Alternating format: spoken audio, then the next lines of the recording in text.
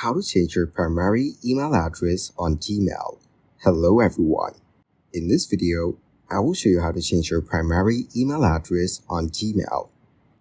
First, navigate to the Gmail app on your phone. Now tap the profile icon in the top right corner. In the pop-up menu, tap the Manage Your Google Account button. You will be directed to the Google account. Here, reach the Personal Info tab from the top bar.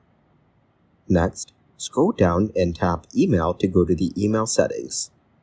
You can manage the email addresses associated with your Google account.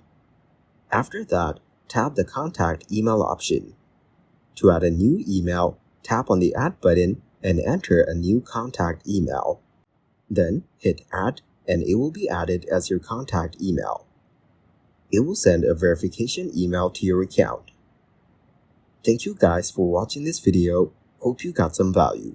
Make sure to like the video and subscribe to the channel to get notified of new videos. See you in the next one.